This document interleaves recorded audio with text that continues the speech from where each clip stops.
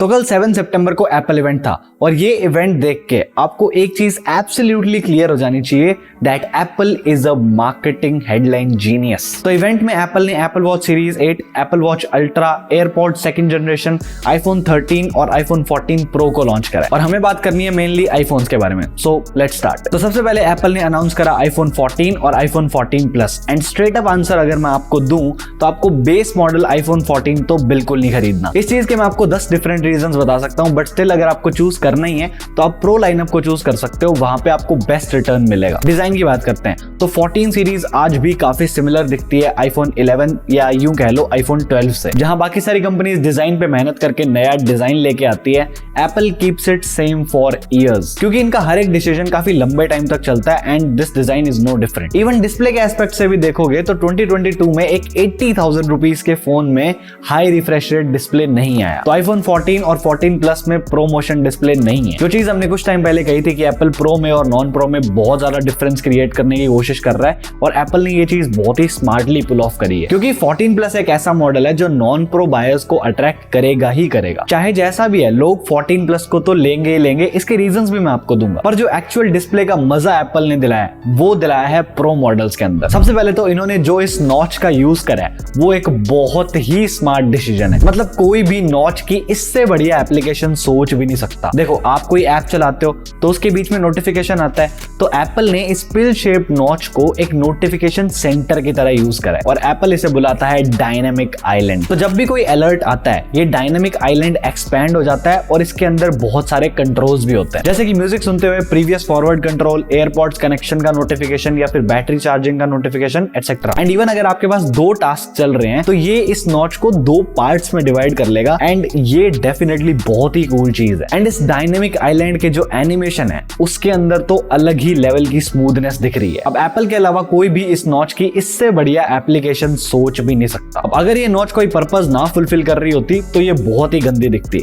लेकिन एप्पल ने इसको स्मार्टली यूज करके यूजफुल बना दी है। अब लोग चाहे कुछ भी बोले कि ये छोटा सा सॉफ्टवेयर फीचर ही तो है, इसमें कौन सा तीर मार दिया, बट अगर कोई चीज सच में अच्छी करी जाती है तो एप्पल को प्रेज मिलनी चाहिए। और प्रो मॉडल्स की डिस्प्ले की ब्राइटनेस भी बढ़ गई है 1600 निट्स और पीक ब्राइटनेस पहुंच गया है 2000 nits. And finally iPhone has an always on display जो कि एंड्रॉइड के ऑलवेज ऑन डिस्प्ले से काफी डिफरेंट दिखती है। ये सारे एलिमेंट्स को सिर्फ डिम कर देता है जिससे कि सारी फंक्शनैलिटी डिस्प्ले के ऊपर ही रहती है। अब वैसे तो ये ऑलवेज ऑन डिस्प्ले की बेस्ट इंप्लीमेंटेशन है क्योंकि देखो बहुत अच्छी दिख रही है, लेकिन इससे आपको फोन की डिस्प्ले 24 घंटे दिखती रहेगी और इससे स्क्रीन ऑन टाइम बढ़ने के बहुत हाई चांसेस हैं, आपका ज्यादा मन करेगा फोन यूज करने का। अब ये चीज तो समझ आती है कि एप्पल को हर पुराने फीचर को बहुत ही हटके तरीके से लाना होता है, but this always on display will do more harm then good. अब बात करते हैं परफॉर्मेंस की, और जिस चीज का डर था वही हुआ है। नॉन प्रो आईफोन्स में एप्पल ने शेमलेसली A15 बायोनिक लगा दी जो कि 13 प्रो में थी। चाहे ये सबको पता है कि आईफोन 13 की जो परफॉर्मेंस है उसको भी आप मैक्स पावर तक नहीं लेके जा सकते, लेकिन फिर भी एक परफॉर्मेंस बूस्ट तो मिलना चाहिए था। तो सिर्फ एक जीपीयू कोर ही तो बढ़ाया है, प्रोसेसर तो एग्जैक्टली सेम ही है। तो नॉन प्रो मॉडल्स में परफॉर्मेंस में कोई भी एज नहीं है, लेकिन प्रो मॉडल्स में कुछ ज्यादा ही बड़ी एज है क्योंकि प्रो मॉडल्स में है A16 बायोनिक और एप्पल के हिसाब से ये A15 के कंपैरिजन में बहुत फास्ट है और कंपटीशन को तो ये मिट्टी में मिला देता है। और परफॉर्मेंस के मामले में हम एप्पल की बातों को डिनाई भी नहीं कर सकते, ये हम सबको पता है कि ये सच है। तो इसकी स्पेक्स में ज्यादा तो नहीं घुसेंगे, लेकिन A16 बायोनिक 4 नैनोमीटर प्रोसेस के ऊपर बनी हुई चिप है एंड एप्पल के हिसाब से जो नियरेस्ट कॉम्पिटिटर है वो अभी भी सीपीयू परफॉर्मेंस में A13 बायोनिक से भी पीछे है, व्हिच मींस A16 बायोनिक अभी 40% फास्टर है कॉम्पिटिशन से। इस बात में मैं विश्वास करना चाहता हूं, लेकिन ये प्रैक्टिकल यूसेज में ही दिखेगा। बट अभी आप कन्विंस्ड हो गए हो और आप 14 सीरीज में से कोई भी एक आईफोन परचेज करने का सोच रहे हो, या अगर आपको कोई भी इलेक्ट्रॉनिक आइटम डिस्काउंटेड प्राइस पे चाहिए तो आप क्रोमा को चेकआउट कर सकते हो। और सिर्फ आईफोन्स या एंड्रॉइड्स ही नहीं, क्रोमा पे आपको बहुत सारी कैटेगरीज मिलती है, home appliances, TVs, AC, refrigerator, laptops, you name it. Croma एक टाटा ग्रुप का प्रोडक्ट है, so it's backed by mister Ratan Tata, तो ये एक बहुत ही सेफेस्ट शॉपिंग ऑप्शन है। एंड अभी क्योंकि फेस्टिव सीजन आने वाला है तो क्रोमा पे आपको बहुत सारी डील्स, ऑफर्स और एक्सक्लूसिव बैंक डिस्काउंट्स भी दिखेंगे। क्रोमा की ऐप और वेबसाइट दोनों है, तो आपको जो भी कन्वीनियंट लगे आप उसको यूज कर सकते हो। तो डिस्क्रिप्शन में जो लिंक है उसका यूज करके आप साइन अप कर लो सो दैट कि अभी जो सेल आने वाली है उस पे आपको मैक्सिमम बेनिफिट्स मिल पाए। अब हम 14 सीरीज के कैमरास पे आते हैं क्योंकि हमेशा की तरह यहाँ पे अब एक सिग्निफिकेंट अपग्रेड हुआ है। इस बार एप्पल ने बहुत फोकस करा है फोन की लो लाइट परफॉर्मेंस पे। तो अभी नॉन प्रो मॉडल्स के अंदर 12 मेगापिक्सल का सेंसर सेंसर है जिसको एप्पल न्यू बोल रहा है एंड इसमें सेंसर शिफ्ट OIS भी है, यानी कि सेंसर जो है वो शिफ्ट होगा इधर उधर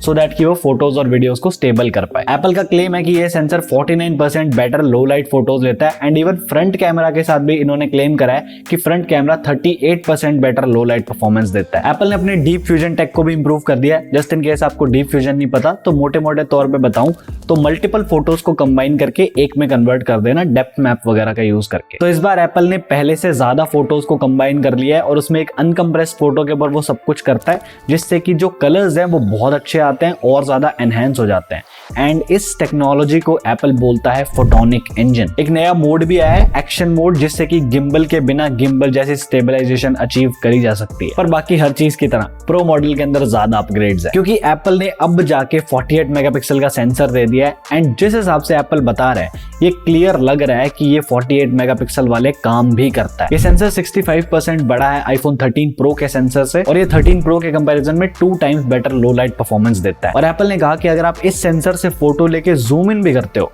तो आपको बहुत ही सिमिलर लेवल की डिटेल मिलेगी क्योंकि सेंसर बहुत ज्यादा बड़ा है। तो जब 2x वाला बटन दबाएंगे तो इसी 48 मेगापिक्सल के सेंसर से एक 12 मेगापिक्सल का पार्ट लेंगे जिसको कि एप्पल ऑप्टिकल जूम की तरह यूज करेगा। ये डेफिनेटली बहुत ही कूल चीज है कि आप एक बड़े सेंसर में से एक पार्ट लेके उसको डिवाइड कर रहे हो और उसको यूज कर रहे हो एज अ टेलीफोटो कैमरा। और एप्पल इसी सेंसर को यूज करेगा प्रो रॉ के लिए क्योंकि आईफोन 14 प्रो के अंदर प्रो रॉ वीडियो जो है वो इसी 48 मेगापिक्सल से रिकॉर्ड होगी, लाइक एक्चुअल 48 मेगापिक्सल पे ही रिकॉर्ड होगी। पर कैमरास के साथ साथ एप्पल ने सॉफ्टवेयर साइड पे भी काफी फोकस करा है स्पेशली सेफ्टी फीचर्स के ऊपर। और एप्पल की सॉफ्टवेयर सर्विसेज के लिए ये बहुत ही स्मार्ट मूव है क्योंकि लास्ट कुछ सालों से एप्पल अपनी सॉफ्टवेयर सर्विसेज को काफी ज्यादा प्रमोट कर रहा है एंड लोग ले भी रहे हैं इनके सॉफ्टवेयर सब्सक्रिप्शंस। तो आईफोन में इन्होंने सेफ्टी के लिए 2 मेन फीचर्स बनाए हैं। पहला है क्रैश डिटेक्शन। अब ये चीज काफी सेल्फ एक्सप्लेनेटरी है कि अगर किसी का क्रैश हो जाता है तो उनका आईफोन अलर्ट भेज देगा इमरजेंसी सर्विसेज को और इमरजेंसी कॉन्टैक्ट्स को। और दूसरा जो सेफ्टी फीचर है वो कुछ ज्यादा ही एडवांस है, emergency SOS via satellite. Let's say कि आप कहीं खो जाते हो और वहां पे कोई नेटवर्क नहीं आ रहा तो आप अपने आईफोन को स्काई की तरफ पॉइंट कर सकते हो और ये आपको बताएगा कि सैटेलाइट किस तरफ है। तो उस तरफ जब आप पॉइंट करोगे तो आपका आईफोन 14 जो है वो सैटेलाइट से कनेक्ट हो जाएगा और इस सैटेलाइट कनेक्शन से आप इमरजेंसी सर्विस प्रोवाइडर से डायरेक्टली टेक्स्ट के थ्रू कनेक्ट कर सकते हो एंड जस्ट इन केस उनके पास टेक्स्ट फैसिलिटी अवेलेबल नहीं है तो ये आईफोन को एक रिले सेंटर से कनेक्ट करा देगा जहां से कि आप कनेक्शन एस्टेब्लिश कर पाओगे। और अभी के लिए सर्विस यूएस और कनाडा में ही चलेगी और इस सेफ्टी फीचर से इनके सॉफ्टवेयर सब्सक्रिप्शन बहुत ज्यादा बिकने वाले हैं। क्रैश डिटेक्शन शायद से फ्री है और ये सैटेलाइट वाला फीचर भी यूएस और कनाडा के लिए 2 साल के लिए ही फ्री है। तो 2 साल के बाद आपको सब्सक्रिप्शन लेना पड़ेगा।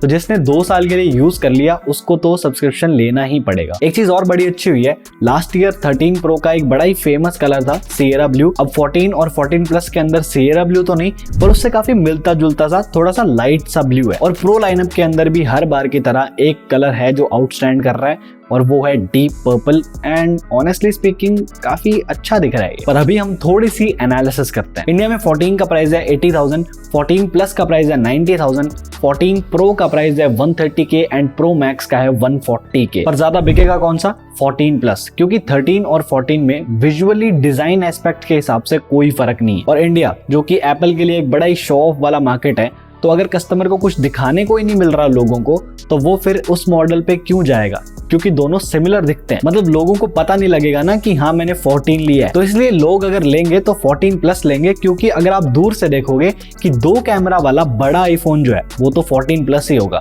तो एक शो ऑफ फैक्टर मिल जाता है उससे। और 14 क्योंकि 80K से शुरू होता है और 14 प्लस 90K से शुरू होता है, तो फर्क भी सिर्फ 10,000 का ही है। जो बंदा 14 के लिए 80,000 दे सकता है उसे 14 प्लस के लिए 90,000 देने में कोई बहुत ज्यादा तकलीफ तो नहीं होगी। तो एटलीस्ट कुछ टाइम तक जब तक प्राइसेस नहीं गिरेंगे लोग शो ऑफ के लिए 14 प्लस को लेंगे। एक और चीज भी है, एप्पल ने यूएस वेरिएंट्स के अंदर से सिम कार्ड स्लॉट ही हटा दिया है। तो अब जो भी इंडियंस यूएस से फोन इंपोर्ट करते थे भाई मत करना, क्योंकि दिक्कत आ सकती है। क्योंकि अगर कोई भी नेटवर्क इशू आया तो हम इंडियंस को आदत होती है सिम कार्ड निकाल के डालने की, वो चीज इसमें होगी नहीं। और वैसे भी 14 मंगवा के तो आप फालतू में रिस्क ही लोगे। और इस बार एप्पल ने चार्जर का नाम तक नहीं लिया, it's the same lightning connector again. और चार्जिंग स्पीड को भी इंप्रूव करने की जरा भी बात नहीं हुई। पर्सनली मैंने जो एक्सपीरियंस करा वो ऐसा था कि हमारी चिप है तो सही, बैटरी लाइफ को संभाल संभालने के लिए, तो और कुछ करने की जरूरत क्या है। अब एटलीस्ट चार्जिंग स्पीड को तो थोड़ा बढ़ाया जा सकता था, पर ऐसा कुछ भी नहीं हुआ। तो अब इवेंट के बाद आपको क्लियरली दिख रहा है कि सारी सिग्निफिकेंट इंप्रूवमेंट्स प्रो मॉडल्स के अंदर हुई है, क्योंकि जैसा हमने डिस्कस किया था कि एप्पल नॉन प्रो में और प्रो में इतना डिफरेंस क्रिएट करना चाहता है कि प्रो की सेल्स बढ़ जाए। और बिजनेस एस्पेक्ट से ये कोई गलत डिसीजन नहीं है। आप अपने एक्सपेंसिव प्रोडक्ट्स को अगर ज्यादा बेचना चाहते हो तो आपको प्रॉफिट ज्यादा मिलता है, क्योंकि प्रो मॉडल में अब इतनी एक्स्ट्रा चीजें हैं कि लोग उसके लिए पैसे देंगे। But still you can clearly see why I called Apple the marketing genius. जिस तरह से उसने प्रो मॉडल के अंदर नॉच का नाम डायनेमिक आइलैंड रखा है, ये नाम ही अपने आप में बहुत है एक्साइट करने के लिए। और 48 मेगापिक्सल कैमरा की भी उन्होंने बहुत ही डिसेंट सी जस्टिफिकेशन दे दी है। एप्पल ने प्रो आईफोन को इतना सही से प्रेजेंट करा कि लोग नॉन प्रो की कमियां भूल गए हैं। एंड प्रो मॉडल्स में अगर सब कुछ वैसा ही हुआ जैसा एप्पल बता रहा है, तो this 14 Pro can be my primary phone. तो कंक्लूजन बहुत ही सिंपल है, 14 Plus और 14 Pro में जिसको भी इंटरेस्ट है वो रिव्यूज का वेट कर लो, मेरे रिव्यूज का वेट मत करना, वो नहीं आने वाले अभी। और 14 का बेस मॉडल किसी ने नहीं लेना, और 13 का बेस मॉडल सबने लेना है बिग बिलियन डेज के अंदर। क्रोमा को जरूर से चेकआउट कर लेना, डिस्क्रिप्शन के अंदर लिंक है, आपको सेल में बहुत सारे बेनिफिट्स मिल जाएंगे। और मैं आपसे जल्दी मिलूंगा, बाय।